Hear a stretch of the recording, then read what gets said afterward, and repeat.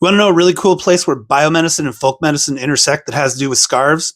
All right, let me tell you a little story. It has to do with a couple things. One, we're going to have to talk about some nasal anatomy and cold signaling. Trust me, this is going to be worth it. Okay, in your nose, there are these things called concha or turbinates right up here, right? And what happens is when you breathe in air, that air has viruses, bacteria, fungal spores, dust, pollen, mold, all of these things. And so these turbinates, these conchas, spin the air around, they move it around, they make it turbulent so that these little particles, which have a little bit of mass, kind of zing around and they get trapped in mucus, right? And now this mucus has these little hairs in it.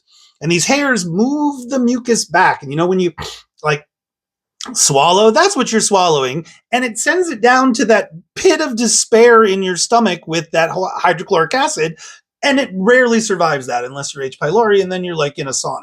Anyway, there's also something called interferon. Interferon is like a neighborhood watch, right? And when it's like, oh, there are viruses around, everybody lock up, and it tells the cells in the area to like, there are viruses around, be cool, like harden up. Okay, so we've got those things. Now let's talk about cold signaling. There's a thing called TRPM8, and what it is it's a cold sensor, basically.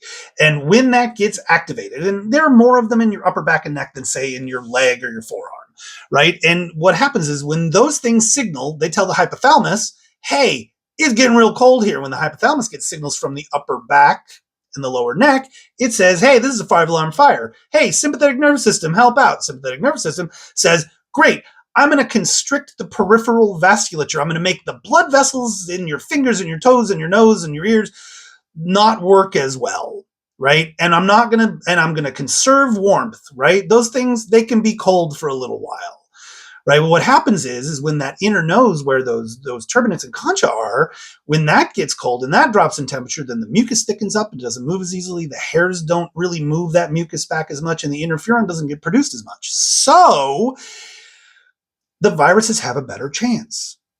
Not a huge better chance, but a little bit of a better chance. And sometimes that's all it takes. So the idea is you don't have to have the comically long scarf like this, but when you get out in the cold, folk medicine and biomedicine kind of meet up here. It's a good idea to keep that part of your body warm. And I just think that's really cool. Thanks.